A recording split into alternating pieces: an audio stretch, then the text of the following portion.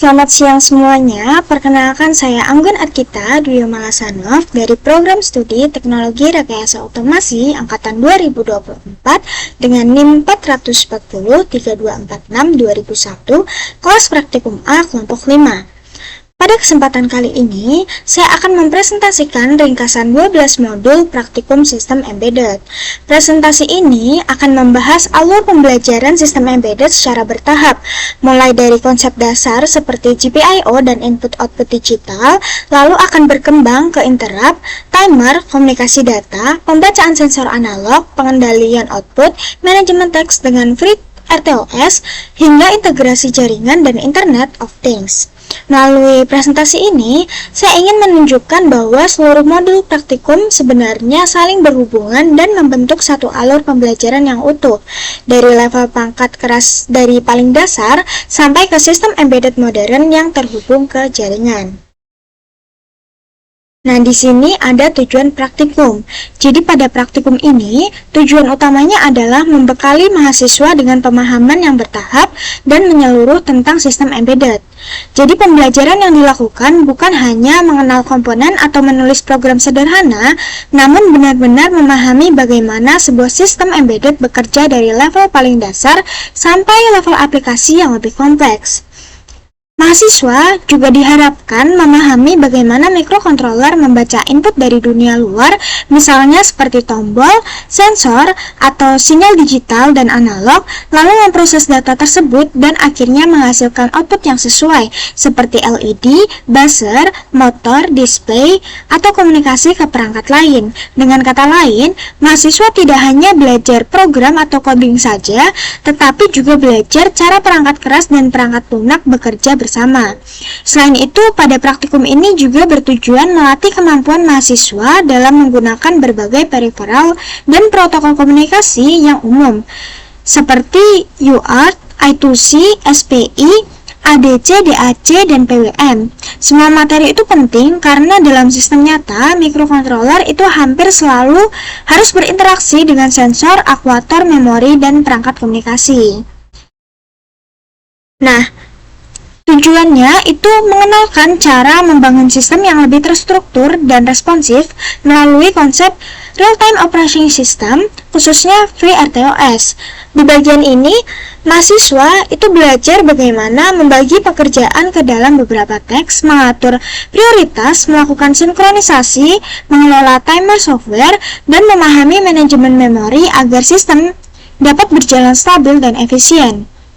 Pada tahap akhir, praktikum ini juga diarahkan untuk membuka wawasan mahasiswa terhadap integrasi sistem embedded dengan jaringan dan IoT atau Internet of Things. Jadi perangkat tidak hanya bekerja sendiri, tetapi juga bisa terhubung ke jaringan, bertukar data, dipantau dari jauh, dan menjadi bagian dari sistem yang lebih besar. Secara keseluruhan, tujuan praktikum ini itu untuk membentuk cara berpikir yang sistematis dalam merancang, memahami, dan mengembangkan sistem embedded dari dasar sampai aplikasi modern yang relevan dengan dunia otomasi saat ini. Baik, langsung saja kita mulai ke pembahasannya. Pada slide 1, yang pertama adalah modul 1 GPIO dan Digital Input Output. Modul pertama itu membahas dasar dari antarmuka digital. GPIO itu dipahami sebagai jalur digital serbaguna yang menghubungkan mikrokontroler dengan tombol, LED, aktuator sederhana, dan rangkaian logika lain. Jadi, pada slide ini, itu fondasi paling awal dalam embedded system, karena hampir semua interaksi perangkat itu pasti melalui pin. Di slide yang modul 1 juga, itu dijelaskan bahwa arsitektur internal GPIO itu sangat penting untuk dipahami. Karena tiap pin itu memiliki register kendali, mode kerja, dan hubungan langsung dengan level logika digital. Selain itu, mode output seperti push-pull dan open drain juga diperkenalkan karena pemilihannya itu bergantung pada kebutuhan arus, jenis beban, dan pola interkoneksi perangkat. Untuk slide selanjutnya, di sini memperdalam perilaku input dan output digital dalam praktik lapangan. Konsep active high dan active low itu dijelaskan untuk menunjukkan bahwa tidak semua perangkat merespon level logika dengan cara yang sama. Kadang perangkat aktif saat logika high, kadang justru aktif saat low. Jadi kita harus teliti saat membaca rangkaian dan menulis program. Selain itu, ada pembahasan tentang debounce pada tombol mekanik. Saat tombol ditekan, perubahan kontak bisa memunculkan transisi berulang yang terbaca sebagai beberapa kejadian. Karena itu, sangat dibutuhkan debounce agar pembacaan lebih stabil. Pada slide ini juga mengenalkan encoder kuadratur untuk membaca arah dan jumlah putaran, serta keypad matrix sebagai cara efisien membaca banyak tombol tanpa satu pin untuk tiap tombol. Dan di sini, pada slide terakhir modul 1, pembahasannya itu lebih mengarah ke perbandingan platform dan praktik modul GPIO seperti STM32 dan SP32. STM32H itu dijelaskan menyediakan abstraksi fungsi yang terstruktur, sedangkan ESP itu menjadi kerangka kerja utama untuk konfigurasi periferal pada ESP32. Hal ini memberi gambaran bahwa konsep digital input-output itu serupa, tetapi cara inisiasinya dan pengelolaan pin itu bisa berbeda antar platform. Slide ini juga menekankan pentingnya membaca konfigurasi pin secara teliti agar hubungan antara rangkaian dan program itu benar-benar sesuai. Jadi setelah modul ini, mahasiswa diharapkan memiliki dasar yang kuat untuk masuk ke modul interrupt, timer, komunikasi, dan integrasi sensor berikutnya. Di sini kita akan membahas mengenai modul 2 yaitu interrupt dan timer. Nah, modul kedua itu membahas mekanisme respon cepat terhadap kejadian dan pengaturan waktu. Interrupt dijelaskan sebagai mekanisme yang memungkinkan CPU menghentikan sementara alur utama untuk menangani peristiwa penting melalui ISR atau interrupt service routine. Jadi dibanding terus-menerus polling, interrupt itu membuat sistem lebih efisien. Nah, pada STM32 dikenalkan vector table dan NVIC, sedangkan SP32 itu menggunakan interrupt matrix. Lalu external interrupt itu digunakan untuk mendeteksi perubahan logika pada pin dengan pilihan trigger rising, falling, atau keduanya. Pemahaman sumber interrupt ini penting karena menentukan bagaimana sistem merespon tombol, sensor, atau sinyal eksternal secara cepat. Nah, pada slide kedua dari modul kedua, itu berfokus pada pengaturan prioritas dan struktur timer. Nah, state interrupt memungkinkan interupsi dengan prioritas lebih tinggi memotong interupsi lain, sehingga pengaturan prioritas menjadi bagian penting dari desain sistem. Priority grouping itu juga dijelaskan untuk membagi bobot antara preemption priority dan sub-priority agar penanganan gangguan itu lebih terkendali. Selain itu, timer dijelaskan tersusun dari prescaler, auto-reload, dan counter mode. Dari elemen inilah kita dapat menghasilkan interval waktu, lalu hitungan atau sinkronasi yang presisi. Mode timer yang diperkenalkan juga beragam seperti basic timer, PWM, input capture, dan output compare. Jadi timer tidak hanya untuk delay, namun benar-benar menjadi fondasi pengukuran dan kontrol. Lalu pada slide ketiga, modul kedua, itu menekankan peran timer lanjutan dan perbandingan platform. Watchdog timer, baik EWDG maupun WWDG itu dijelaskan sebagai mekanisme pengaman agar sistem dapat pulih ketika perangkat lunak berhenti bekerja normal. Jadi watchdog adalah semacam penjaga terakhir agar sistem tidak diam total saat terjadi kegagalan. Di sisi lain, perbedaan arsitektur interrupt dan timer antara STM32 dan SP32 itu menunjukkan bahwa konsep dasarnya sama, namun organisasi sumber daya dan cara konfigurasinya tidak identik. Praktikum menekankan bahwa interrupt sebaiknya hanya dipakai untuk kejadian yang benar-benar perlu ditangani segera. Lalu pemahaman timer di sini akan menjadi bekal penting untuk modul PWM nantinya. Dan penjadwalan RTOS, lalu proses lain yang bergantung pada ketepatan waktu.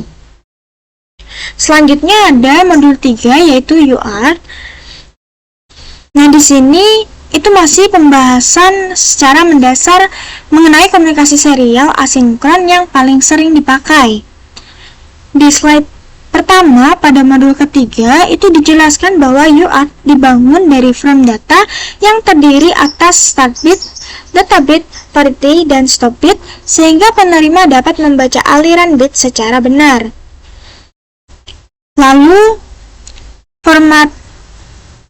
Lalu di sini konfigurasi menjadi format yang umum dipakai karena sederhana. Terdapat 8 bit data tanpa parity dan 1 stop bit.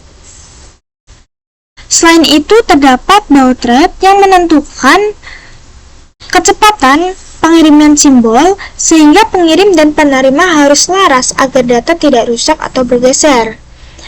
Dengan kata lain, slide pertama pada modul 3 UART itu memperkenalkan UART sebagai jembatan utama untuk debugging, monitoring, dan pertukaran data dengan perangkat lain.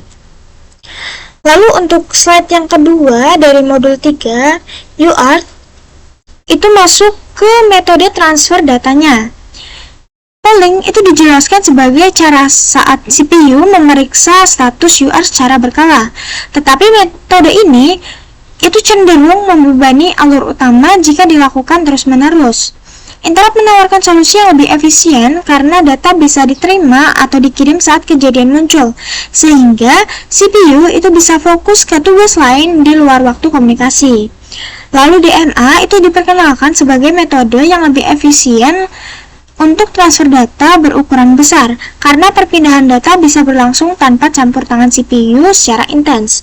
Jadi pemilihan antar polling, interrupt, dan DMA harus mempertimbangkan kebutuhan kecepatan, efisiensi, dan kompleksitas dari sistem itu sendiri. Pada slide terakhir dari modul ketiga itu dibahas mengenai karakter implementasi pada SP32 dan STM32.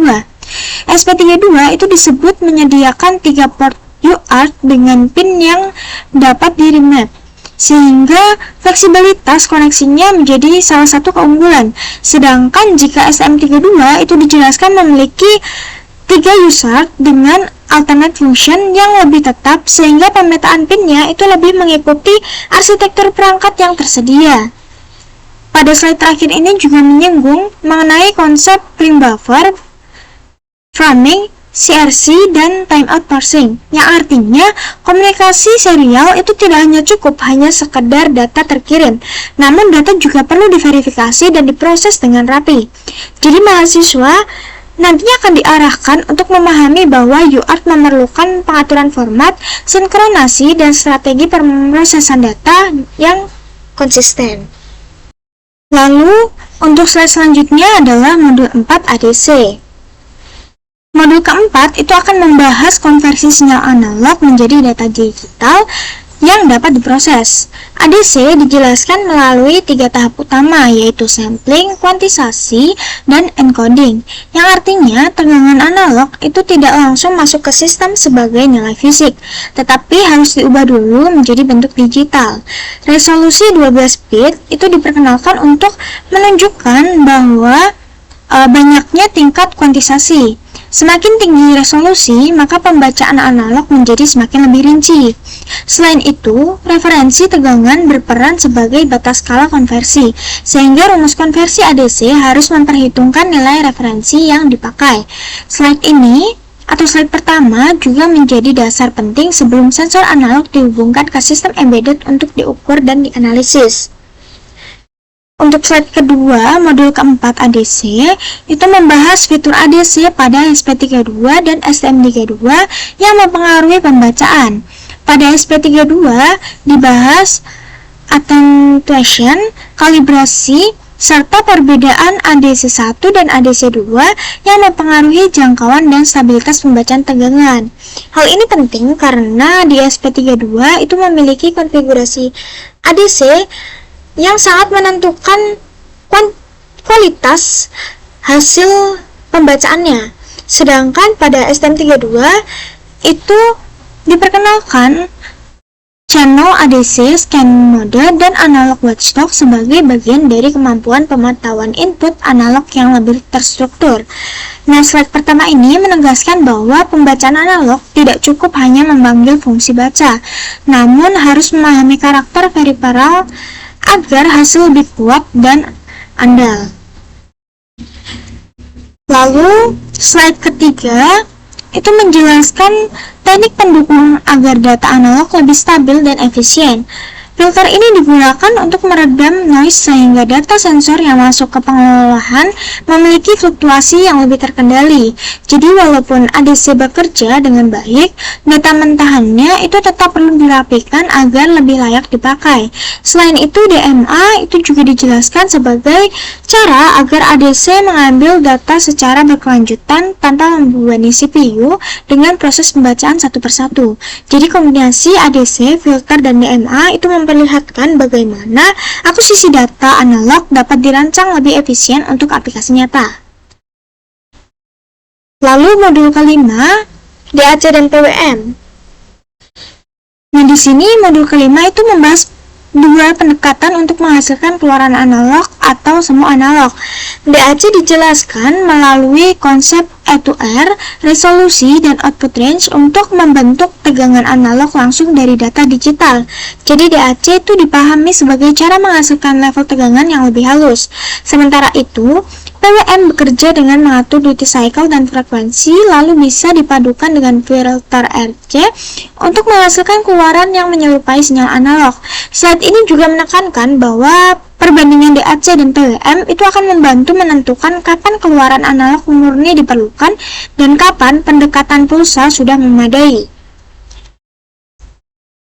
Selanjutnya, slide ini membahas implementasi DAC dan PWM pada dua platform. Pada SP32 itu dijelaskan adanya DAC 8 bit dan GPIO 25 dan GPIO 26 serta subsistem LED CPWM yang fleksibel untuk berbagai kebutuhan kendali keluaran. Jadi SP itu menawarkan kombinasi yang cukup kuat untuk eksperimen output analog dan pseudo analog. Sedangkan pada STM32 dalam materi ini itu dijelaskan tidak memiliki DAC, sehingga pembangkitkan keluaran dikembangkan melalui timer PWM dan kanal capture compare. Nah, slide ini juga menunjukkan bahwa target fungsi yang sama bisa dicapai dengan pendekatan peripheral yang berbeda, dan mahasiswa diajak memahami hubungan antara keterbatasan hardware dan kreativitas teknik saat memilih metode keluaran.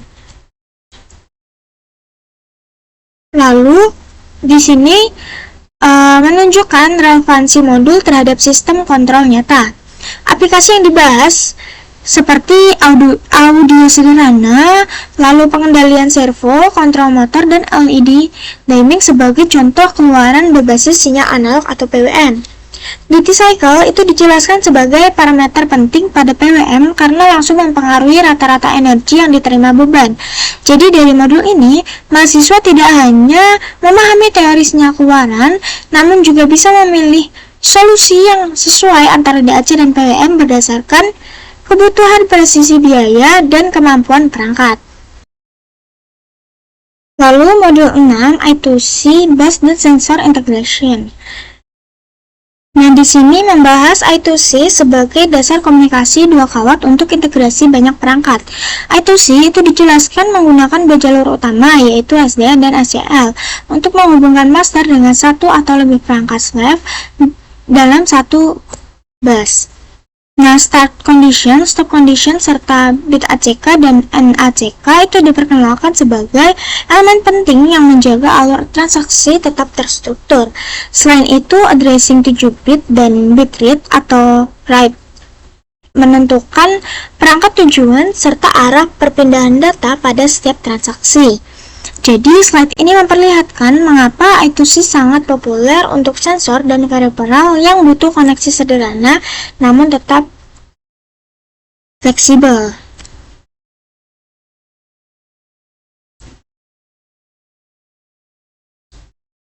Nah, pada slide ini itu membahas aspek kelistrikan dan implementasi I2C di lapangan. Blow-up resistor itu diperlukan karena I2C bekerja dengan karakter open drain atau open collector, sehingga level logika tinggi dibentuk melalui resistor. Jadi, jika blow-up tidak tepat, komunikasi bisa saja tidak stabil. Clock switching juga diperkenalkan sebagai mekanisme ketika perangkat slave membutuhkan waktu tambahan sebelum melanjutkan transaksi. Perbedaan implementasi I2C dan ESP32 dan STM32 juga dijelaskan untuk menunjukkan bahwa konfigurasi bus mengikuti arsitektur dan driver masing-masing platform. Praktikum menekankan bahwa memahami kondisi bus sama pentingnya dengan memahami urutan perintah komunikasi. Pada slide ini, ketiga I2C itu diberikan contoh perangkat dan integrasi sensor. Perangkat yang disebut meliputi BMP280, OLED, dan MPU6050.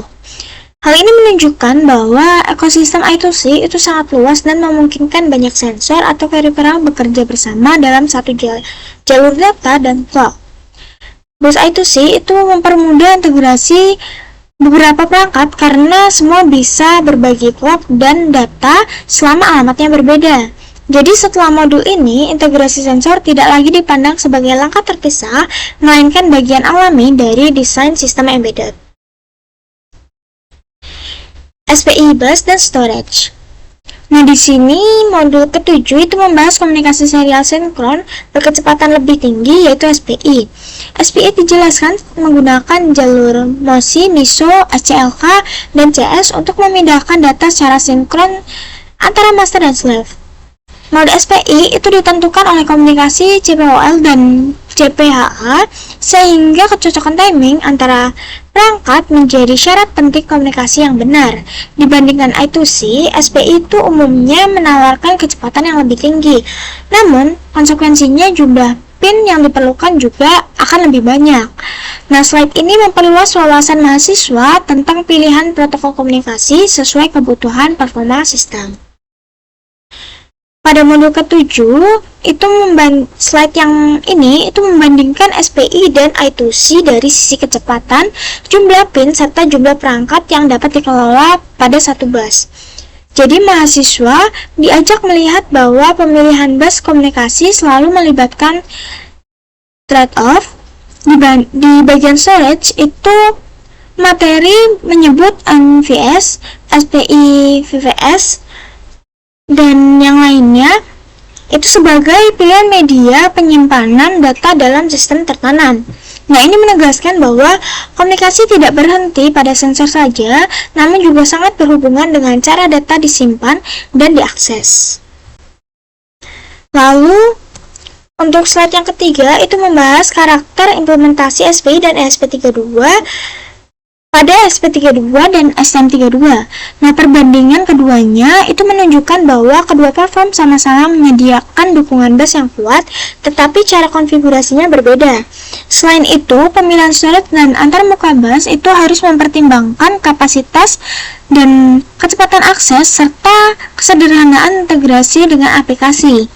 Jadi mahasiswa itu akan dilatih untuk tidak hanya fokus pada transfer data saat, tetapi juga bagaimana data itu disimpan untuk dipakai kembali. Kita lanjut ke modul 8, yaitu VRTOS Text Management. Modul ke-8 itu menandai transisi dari bare metal menuju sistem multitasking. RTOS itu dibandingkan dengan bare metal atau super loop untuk menunjukkan perbedaan cara sistem menangani banyak pekerjaan. Pada pendekatan RTOS, pekerjaan dipisahkan ke dalam teks sehingga sistem tidak bergantung pada satu loop yang membuat semua fungsi. Diagram text seperti running ready, block, dan suspended juga diperkenalkan untuk memperlihatkan perpindahan status selama eksekusi sistem berlangsung. Jadi pada slide ini adalah gerbang awal memahami manajemen tugas dan penjadwalan. Nah, kita lanjutkan. Pada slide ini itu berfokus pada peran scheduler dan pengelolaan sumber daya teks. Scheduler preemptive itu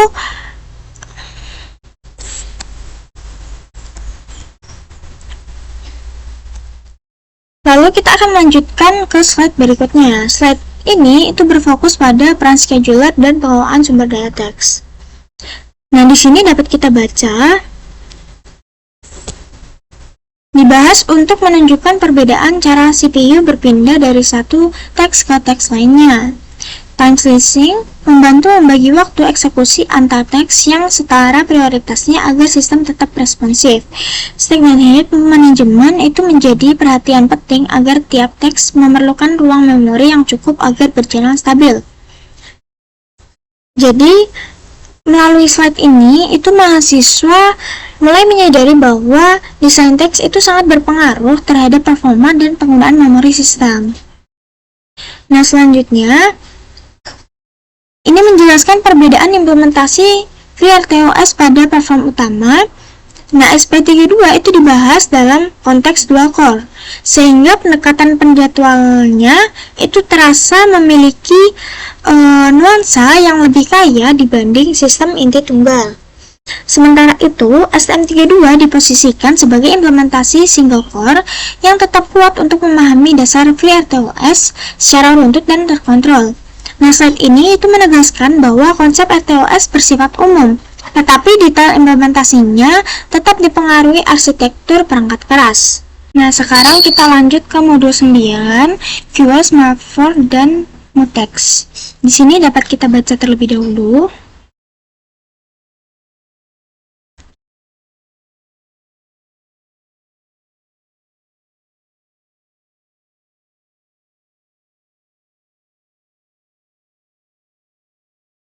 Nah, jadi kesimpulannya itu modul 9 membahas QoS, Malware, dan Mutex.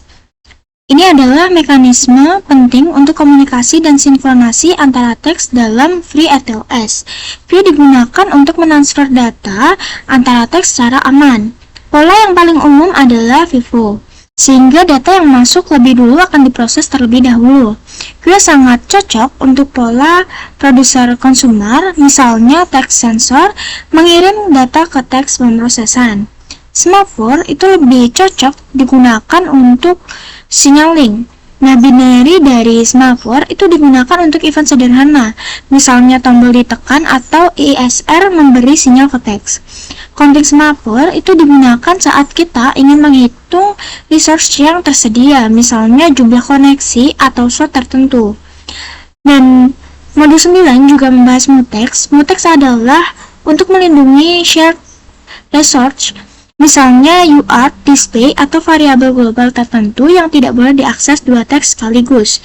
Dibanding binary semaphore, mutex itu memiliki konsep ownership dan priority inheritance.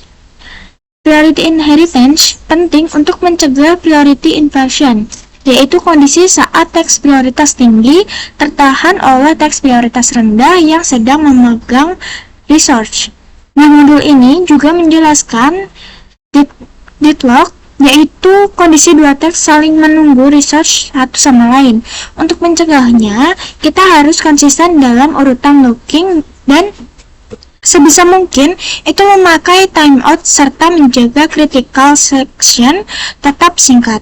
Nah, jadi inti dari modul ini adalah membuat sistem multitasking menjadi aman, tertib, dan stabil. Nah, setelah membahas sinkronasi antara teks, modul berikutnya memperkenalkan mekanisme yang lebih ringan dan efisien untuk event, yaitu software timer dan text notification. Nah, pada modul ke-10 dapat kita baca di sini terdapat software timer lalu text notification. Nah, di sini kita akan baca terlebih dahulu.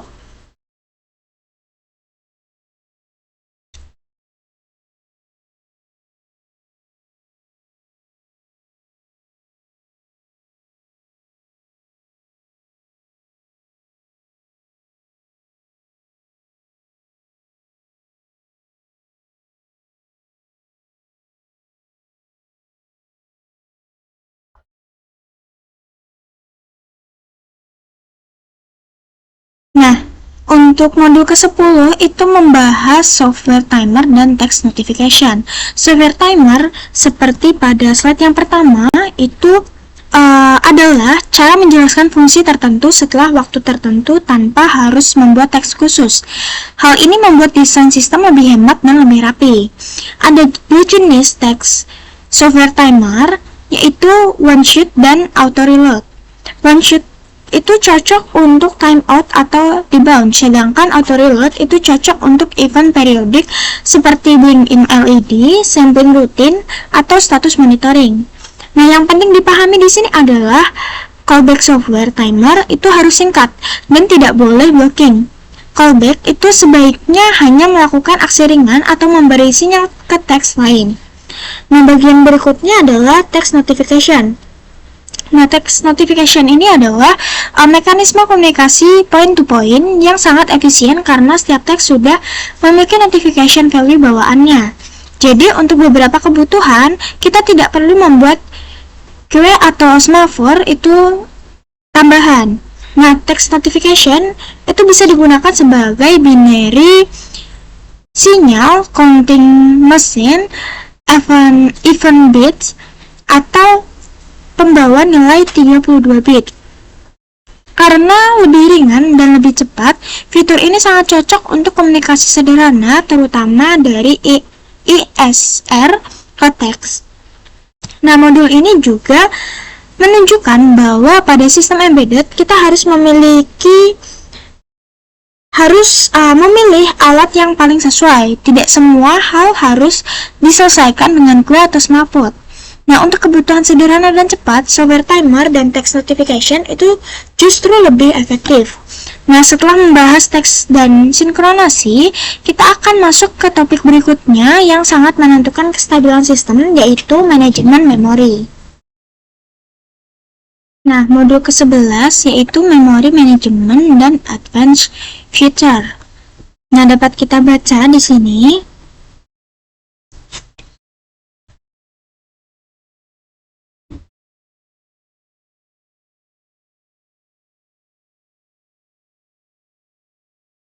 Nah, intinya adalah modul ke-11 itu membahas memori manajemen dan fitur-fitur lanjutan.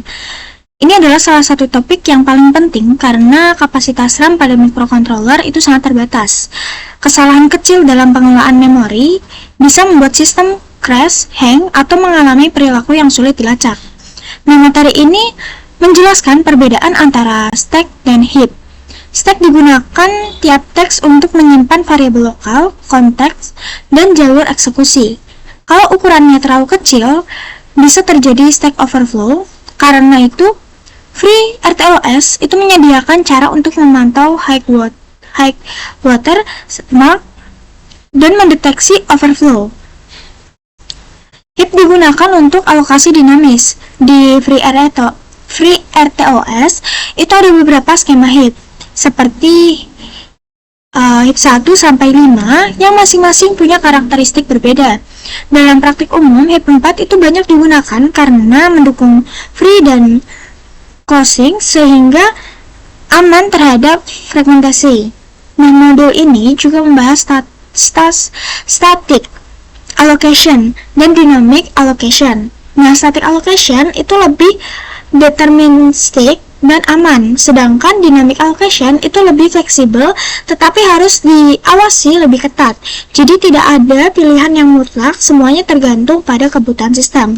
Nah, selain itu dibahas juga mengenai memory pool, lalu stream buffer, message buffer, dan critical section, lalu heap fragmentation, lalu memory leak detection, hingga monitoring dashboard. Nah, di sini artinya manajemen memori bukan hanya soal menyediakan ruang, namun juga soal bagaimana menjaga sistem tetap sehat dan jangka panjang. Nah, pada SP32, arsitektur memori lebih kompleks karena ada multi-heap dan memungkinkan PSRAM. Pada STM32, tantangannya lebih banyak pada keterbatasan RAM sehingga desain harus sangat hemat. Dari modul ini kita belajar bahwa sistem embedded Yang baik bukan hanya yang bisa berjalan, namun yang bisa berjalan stabil secara terus-menerus. Nah, setelah semua bagian internal sistem itu dibahas, modul terakhir atau modul ke-12 itu menghubungkan perangkat embedded keluar melalui jaringan dan Internet of Things atau IoT. Jadi di sini untuk modul ke-12 itu membahas mengenai network dan IoT atau Internet of Things. Bisa dikatakan modul ke-12 itu sebagai puncak dari seluruh praktikum. Karena pada tahap ini, sistem embedded tidak lagi berdiri sendiri, tetapi menjadi bagian dari sistem yang paling besar. Materi dimulai dari arsitektur IoT dan model jaringan seperti TCP/IP dan OSI. Ini membantu kita untuk memahami bahwa komunikasi jaringan memiliki beberapa layer dari fisik sampai aplikasi. Nah, pada ESP32, pembahasan networking itu menjadi sangat menarik karena board ini sudah melengkapi Wi-Fi dan Bluetooth bawaan.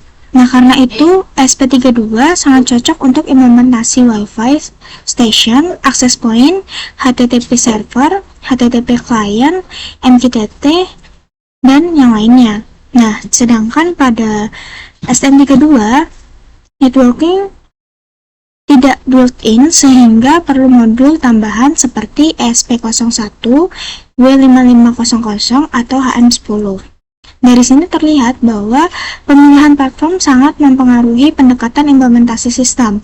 Materi ini juga membahas perbedaan TCP dan UDP, penggunaan HTTP dan REST API, MQTT untuk publish subscribe.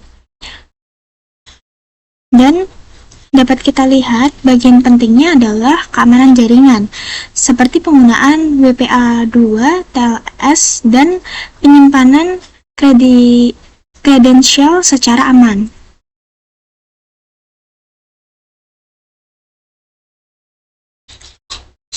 Inti dari modul yang ke-12 adalah memperlihatkan bahwa semua materi sebelumnya akhirnya bertemu dalam satu sistem integrasi. Jadi sensor dibaca, data diproses, teks dikelola, memori dijaga, dan hasilnya dikirim ke jaringan atau cloud.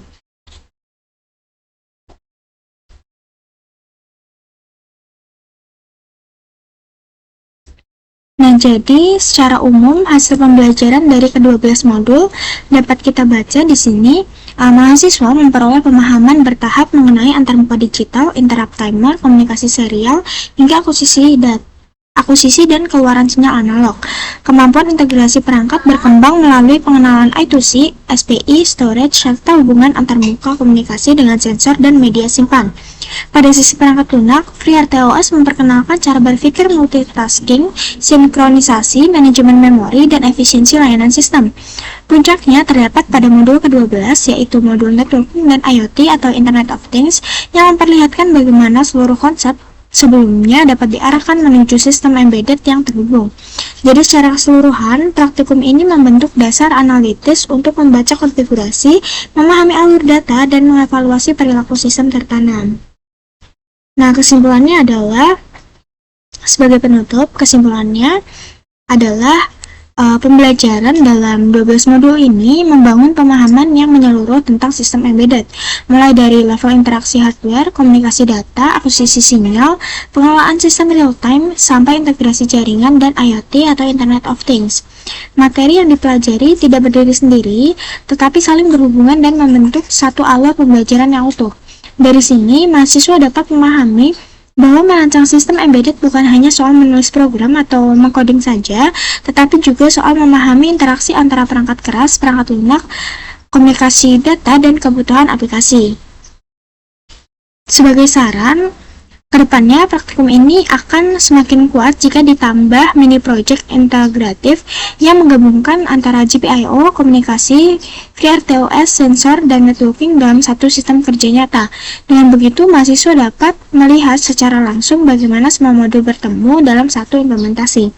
Selain itu, pada sesi debugging dan troubleshooting juga sebaiknya diperbanyak, karena menurut saya kemampuan menghadapi error pada nyata di lapangan adalah bagian yang sangat penting dalam pembelajaran sistem embedded. Secara umum, praktikum ini sudah sangat baik sebagai dasar penguasaan sistem embedded modern dan relevan untuk pengembangan otomasi berbasis microcontroller. Demikian presentasi yang dapat saya sampaikan. Mohon maaf apabila masih terdapat kekurangan dan penyampaian maupun isi presentasi ini. Sekian dari saya, terima kasih.